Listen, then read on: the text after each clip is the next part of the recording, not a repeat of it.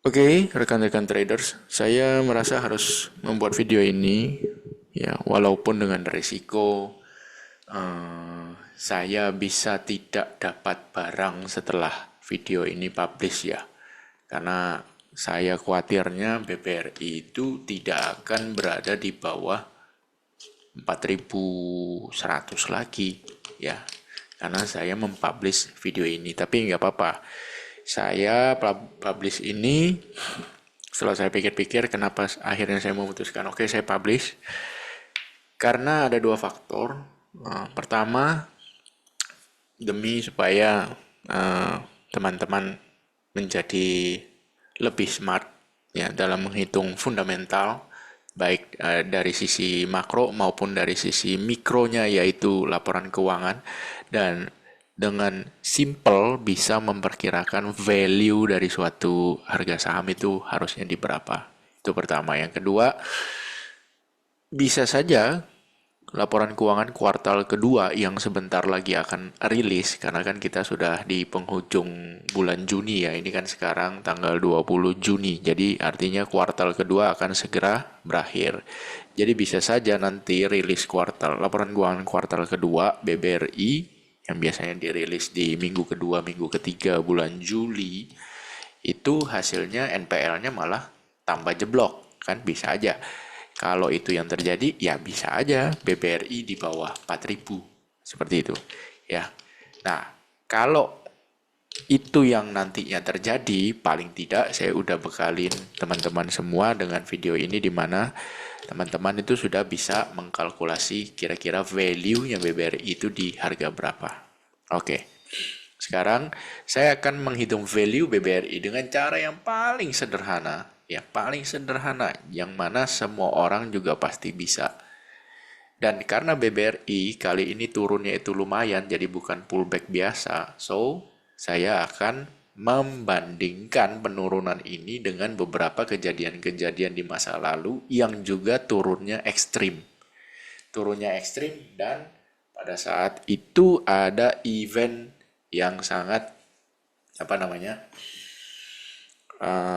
gempar lah ya. Contoh BBRI kali ini kan karena NPL-nya tembus ke 3%, yang mana sebelum-sebelumnya tidak pernah terjadi, itu gempar. Nah, jadi saya akan mulai dengan yang pertama itu di tahun 2008 ya. Itu kan gempar, di mana tahun 2008 itu krisis subprime mortgage di Amerika Serikat. Nah, kita lihat di sini harga BBRI paling rendah pada saat itu adalah 234,144, karena BBRI ada red issue, jadi harga sudah di adjust semua ya. 234 kita kunci di angka situ, 234. Nah, value-nya itu kita hitung berdasarkan apa di sini? Saya menghitung berdasarkan price to book value. Itu paling simpel udah. Kalau untuk perbankan, saham sektor perbankan, itu paling gampang hitung dari book value-nya. Price to book value. Nah, price to book value pada saat itu tuh berapa? Nah, kita coba lihat. Berarti kan kita harus punya data laporan keuangan BBRI di tahun 2008 ya kan, 2008 bulan November. No, kalau November itu kan berarti laporan keuangan yang sudah rilis harusnya adalah kuartal ketiga ya, yaitu Juli sampai September ya. Nah, kita lihat data keuangan yang paling panjang yang saya bisa dapat itu ada di punyanya Stockbit ya, keren ya. Ya kalau keren ya saya bilang keren ya, karena di Indo Premier atau iPod itu tidak sampai 2008. Anda bisa lihat sini BBRI paling jauh 2018, bos. Ya, ini iPod. Kalau di Stockbit datanya luar biasa nih, sampai Q1 2008. Nah, sekarang kita mencari di Q3 2008. Berapa price to book value-nya? Nah, Anda harus hati-hati di sini ya.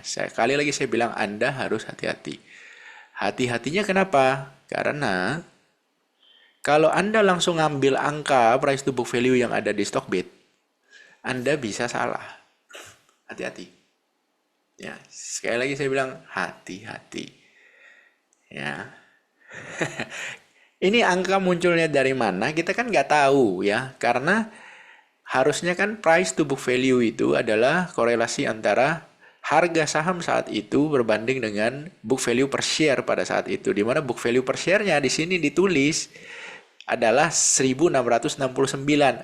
Nah, logikanya lagi ya, kalau tahun 2008 Q3 itu adalah 1669. Sedangkan Q1 2024 adalah 1933. Logikanya, masa dalam kurun waktu 16 tahun itu book value per share-nya cuma naik sekitar 20%, nggak nyampe. Nggak masuk akal dong, ya kan? Itu logika sederhana aja. Anda mau cek data ini benar apa enggak. Asumsi kita data yang terkini ini adalah benar. Ya, data terkini. Ya, ini adalah benar. Kenapa? Kita coba cross check dengan yang ada di Indo Premier. Indo Premier book value per share kuartal 1 2024 adalah 1992,09. Di Stockbit 1933,22. Kenapa kok bisa beda? Ya, karena dari laba bersihnya itu mereka masing-masing ada perbedaan di ujung ya. Jadi tergantung masing-masing sekuritas nih mengambil laba bersihnya yang mana yang untuk sebagai data untuk menghitung rumus book value per share. Tapi yang kita lihat di sini adalah 1900-an. Itu kunci aja dulu. Santai aja, Bos. Kalau beda di ekor nggak ada masalah, ya. Ini 1933 Stockbit. Di IPOT 1992 gitu ya. Nah, artinya angka 1900-an ini yang terkini ya, itu valid. Berarti yang di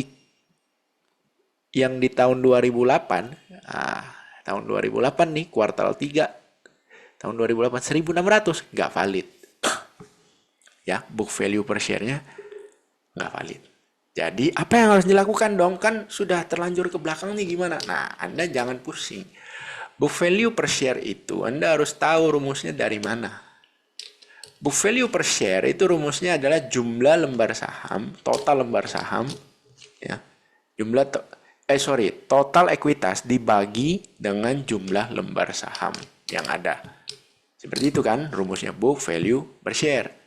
Ya, ekuitas dibagi jumlah lembar saham yang ada. Nah, Anda juga nggak tahu nih berapa jumlah lembar saham BBRI tahun 2023, tahun 2008. Jangan panik. Selama Anda tahu bahwa dasar daripada book value per share itu bagaimana, Anda cari data-data yang ada terkini. Yaitu apa? Data terkini adalah jumlah lembar saham. BBRI adalah 150 miliar lembar saham. Ya, pembulatan 150 miliar lembar saham. Sekarang kita lihat chart yang ada di tempat saya, itu sudah di-adjust semua, ya, di-adjust. Makanya itu muncul koma-koma tadi.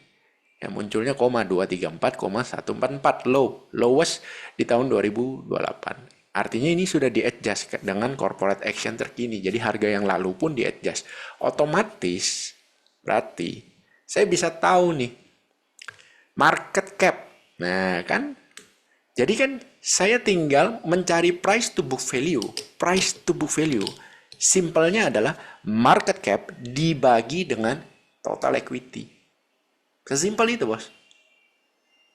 Sama aja. Anda mau bagi price, ya, Anda mau cari price to book value rasionya berapa kali dengan cara Anda membagi price dibagi dengan book value per share. Itu sama dengan market cap Anda bagi dengan ekuitas. Sama, Bos. Sama itu. Ya kan? Bedanya market cap bagi ekuitas itu tidak mencari per share.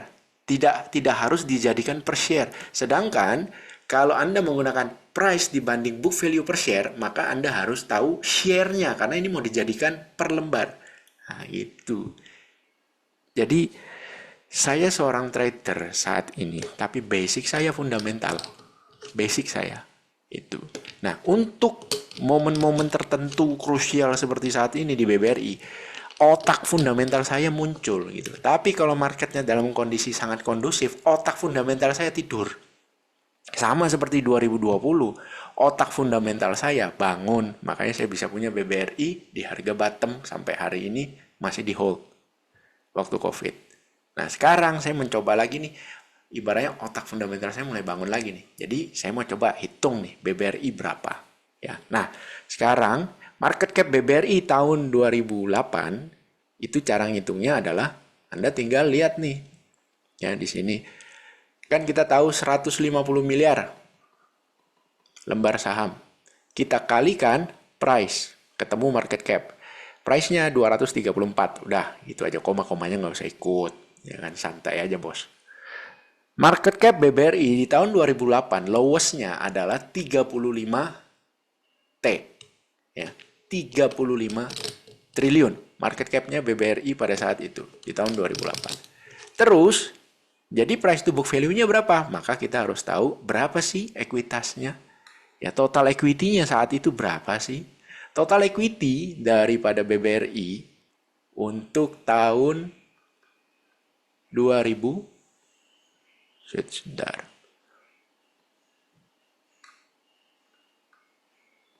Untuk tahun 2008 Q3 ya.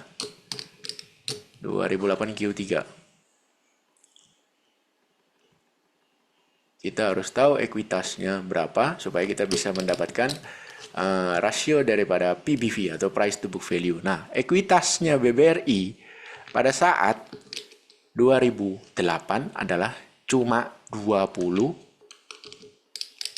nih 20.000 miliar, berarti 20 T ya, total ekuitas ya kan. Ini 20.573 miliar, berarti 20 T. Nah, sekarang kita tinggal bagi nih, kita bagi 20.053.000.000.000 miliar. Dah ketemu. Sama dengan, nah kita catat.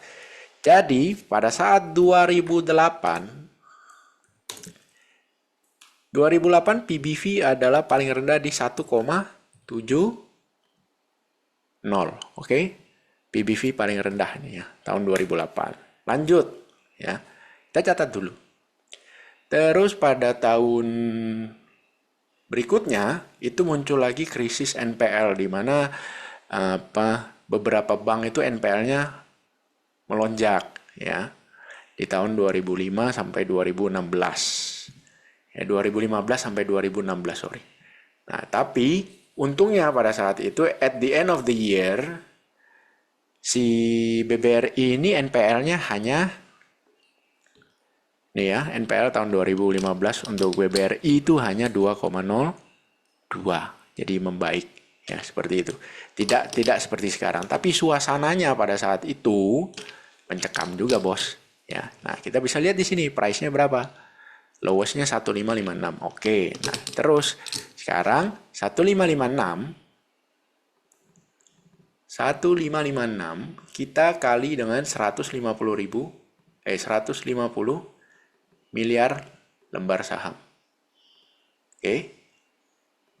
Ketemu nih market cap saat itu adalah 233 triliun market cap.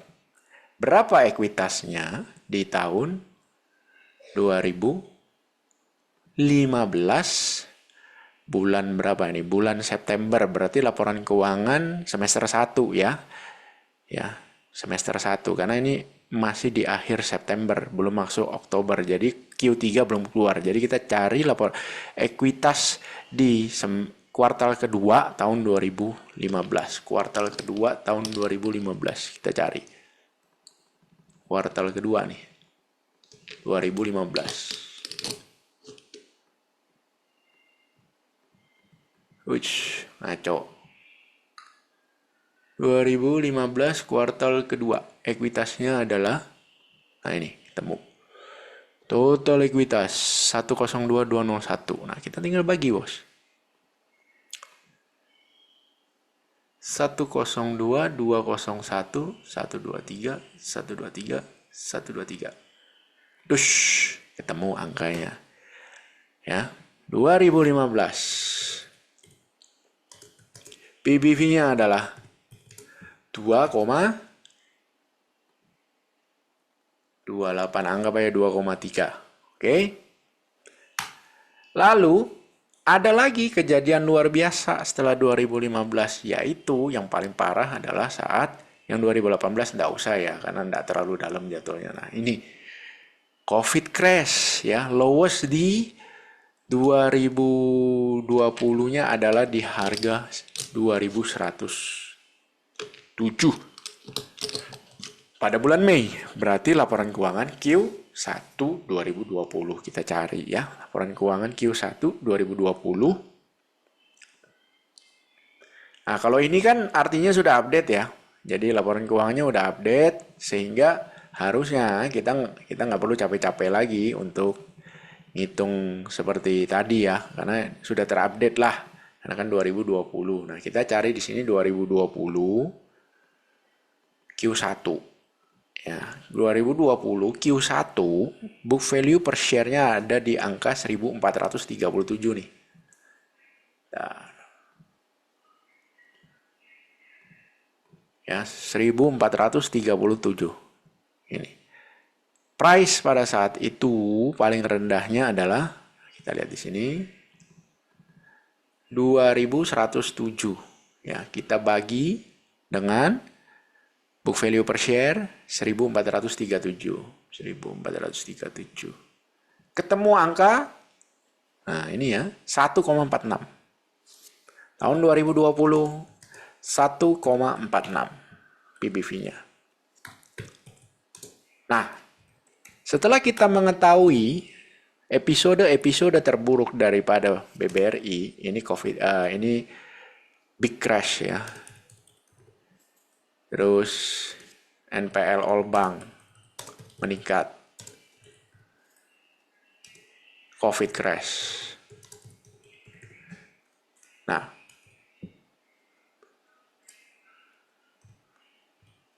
BV per share saat ini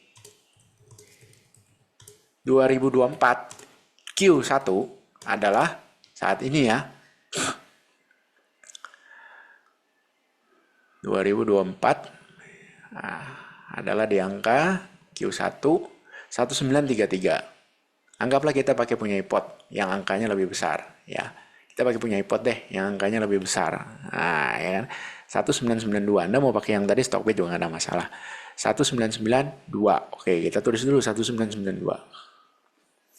1992. Ini book value per share.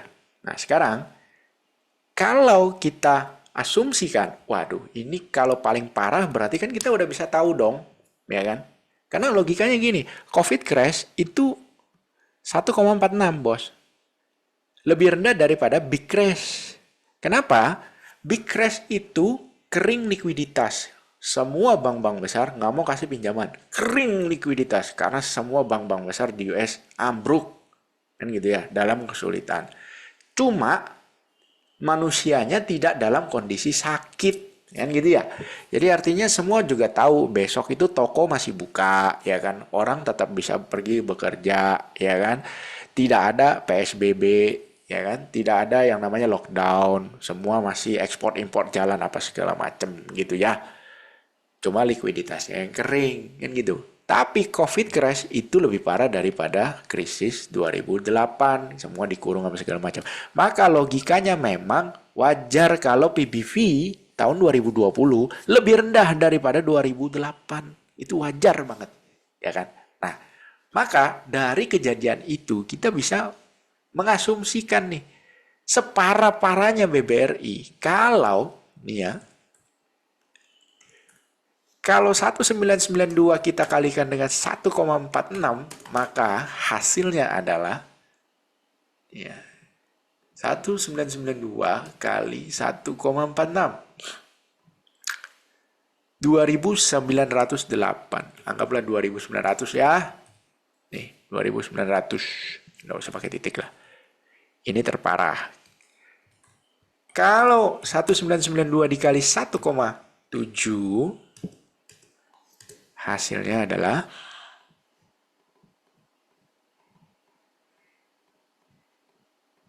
3.386. Anggap aja 3.390 misalnya gitu.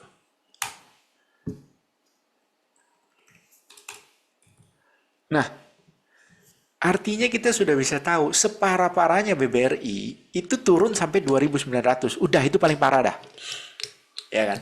Karena kalau dia turun lebih dalam dari 2.900, artinya kondisi saat ini itu lebih sinting daripada waktu COVID crash. Make sense nggak? Nggak masuk akal kondisi saat ini, banknya tetap buka, tidak kering likuiditas, tetap aja ngucurin kredit, tidak ada ibaratnya macet-macet pembayaran dalam jumlah besar lagi kok. Kan gitu ya? Jadi artinya the worst case skenario paling buruk itu 2.900. Itu pun ibaratnya kecil sekali peluang untuk itu. Kenapa? Karena 2.900 sudah lebih rendah daripada 3.390 yang mana itu merepresentasikan angka crash tahun 2008. Kekeringan likuiditas di seluruh dunia. Apakah saat ini seluruh dunia sedang kekeringan likuiditas seperti tahun 2008? Tidak, bos. Tidak. Jadi ke 2.900 kecil banget kemungkinannya. Ibaratnya sekecil kemungkinan Albania akan menjadi juara Euro 2024. Seperti itu kira-kira peluangnya. Ya kan? Tapi ke 3.390 mungkin nggak? Ya mungkin aja. Itu sebesar kemungkinan Denmark, Ceko, Kroasia gitu kan menjadi juara Euro 2024. Itu kemungkinannya seperti itu. Ya, artinya lebih besar lah kemungkinannya daripada negara Albania menjadi juara Euro tahun 2024. Ya, hampir nggak mungkin. Ya, karena dia harus mengalahkan Jerman, Italia, Spanyol, Inggris, Portugal. Itu it doesn't make sense. Ya. Nah, sekarang 1992 dengan angka closing terendahnya di tahun 2024 ini adalah close di 4.100. Itu PBV berapa? Bagi 1992. Sama dengan PBV 2,05. Jadi waktu kemarin close di 4.100 itu setara dengan PBV 2,05. Itu sudah lebih rendah daripada PBV-nya BBRI di tahun 2015. Halo guys, sudah lebih rendah guys. Padahal 2015 itu saya mungkin akan nge-refresh sedikit ya bagi Anda yang lupa semuanya. Pada saat itu defisit neraca perdagangan kita itu besar, itu satu. Ya, neraca perdagangan kita itu tidak pernah sehebat sekarang, yaitu surplus sampai 40 bulan berturut-turut, 40 atau 49 bulan, saya lupa ingat tuh. Saat ini itu kan surplus terus, beruntun ya, setiap bulan tuh selalu surplus ya neraca perdagangan kita. 2015 tidak, Anda cek aja apa yang terjadi di 2015, 2016, seperti apa itu. Karena pada saat itu kan 2014 Pak Jokowi baru jadi presiden pertama kali, kemudian dia menerapkan tight money policy ya, jadi keuangan ketat sehingga membuat sulitnya kredit-kredit dikucurkan apa segala macam untuk memukul inflasi supaya turun ke bawah. Nah, saat ini inflasi kita sangat terkendali. Sangat terkendali menurut data daripada BPS ya kan. Ya saya juga nggak terlalu percaya sih karena harga-harga di pasaran kan dibilang terkendali ya nggak juga sebenarnya. Cuma ya udahlah kita pakai aja data itu. Nah, kondisi 2015 secara makro Indonesia dengan 2024 itu 2024 jelas jauh lebih baik daripada 2015. Saat ini harga BBRI di 4.100 itu price to book value-nya cuma 2,05 kali. Udah jauh lebih rendah daripada saat 2015. Itulah tadi kenapa saya bilang di awal video, saya khawatir kalau video ini saya posting, maka 4.100 BBRI itu bisa saja bottom. Dia tidak akan turun di bawah 4.100. Namun, seandainya laporan keuangan kuartal 2 muncul nanti di bulan Juli, ternyata NPL-nya masih juga naik. Itu lain cerita bos. Artinya 2 kuartal berturut-turut babak belur nih NPL-nya. Itu sudah ibaratnya alarmnya kencang sekali suaranya. Hati-hati banget itu. Jadi Apa yang harus kita lakukan sekarang? Kalau yang udah punya barang gimana? Ya santai aja kalau udah punya barang, bos. Kalau udah punya barang tapi floating profit, ya nyantai wae, ya kan gitu ya. Kalau udah punya barang terus floating loss, ya gimana ya? You punya plan waktu beli ya gimana? Kok bisa sampai floating loss? Kalau floating loss belum waktunya kena stop loss, ya it's okay. Tapi kalau ibaratnya floating loss karena you tidak pakai stop loss, ya itu beresin dulu lah ya. Baru ngobrol lebih lanjut. Kalau itu masalah itu belum diberesin ya, wow, bohwat lah, susah lah mau ngomong. Pas saya floating loss, tapi peluru saya masih banyak dan saya memang niatnya adalah beli bertahap. Itu gimana Pak? Ya, santai aja, go ahead. Sambil menanti laporan keuangan kuartal kedua rilis. Kalau hasilnya jelek, ya hati-hati. Ya, saya cuma bilang hati-hati karena NPL jelek 2 kuartal beruntun. Kayaknya kok belum pernah terjadi di BBRI. Ketika hal ini terjadi nantinya misalnya, wah itu alarm kencang. Ya, begitu. Kalau belum punya barang, ya Anda sudah lihat nih angka-angkanya nih. Jadi ibaratnya BBRI 29 itu paling bawah, 3390 mungkin ya kan. Sekarang misalnya harganya masih di 4100. Ya udah Anda harusnya bisa bikin plan lah. Dengan angka-angka yang ada ini, ibaratnya seperti apa Anda beli bertahapnya, jaga-jaga kalau dia habis Anda beli dia turun, turun, turun. Nah, turun itu per turun berapa Anda beli. Terus belinya itu gimana? Even money uang sama atau ibaratnya ke bawah uangnya makin gede atau gimana itu Anda sendiri yang tahu. Karena profil resiko Anda dan saya berbeda, Bos. Ya kan? Mungkin saja Anda pemberani, mungkin saja makin turun Anda makin nafsu beli terus pakai margin. Kan saya nggak tahu. Ya kan? Saya nggak tahu.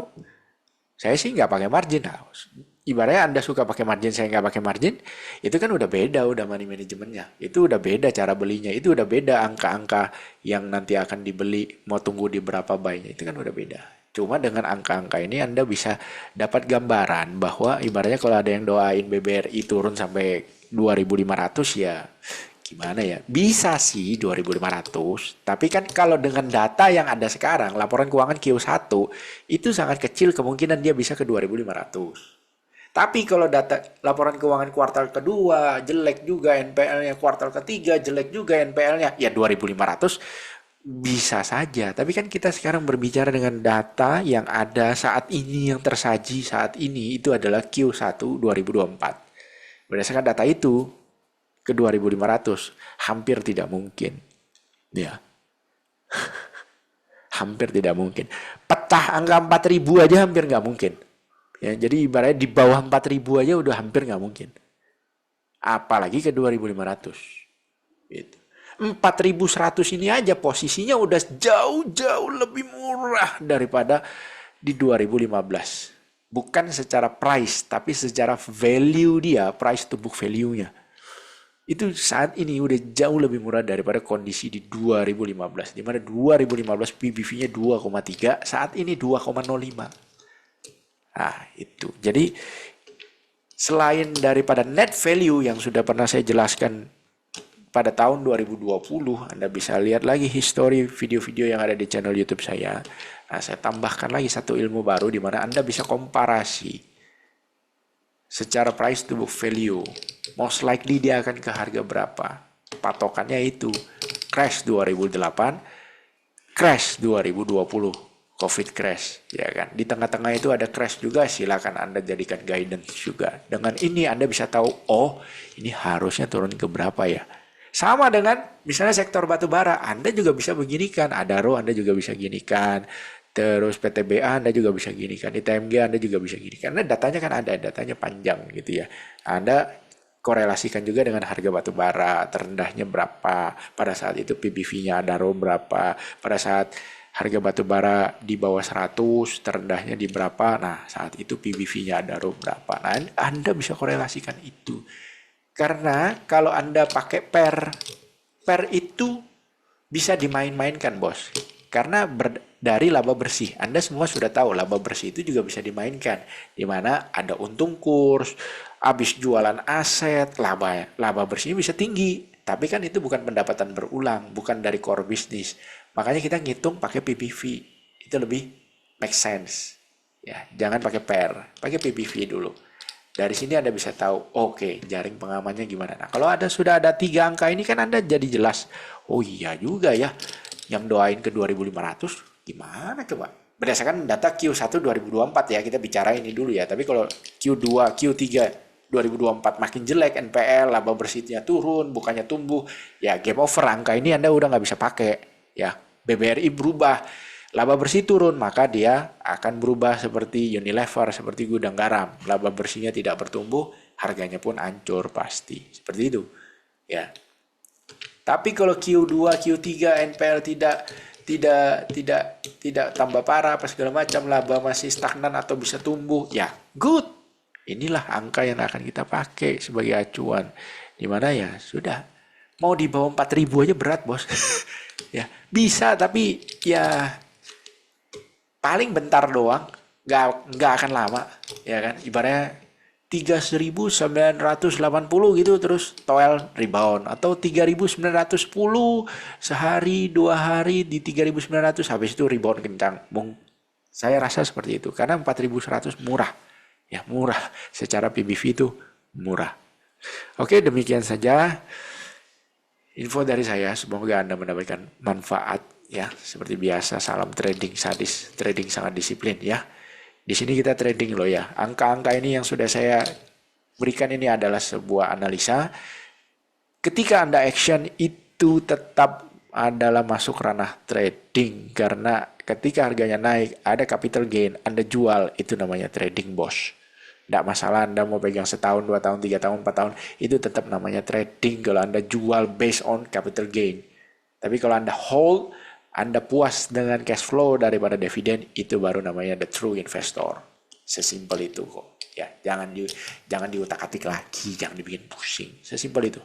Ya, kita semua adalah trader, cuman beda time frame-nya saja. Mau berapa lama di hold. Oke. Sampai jumpa di video berikutnya.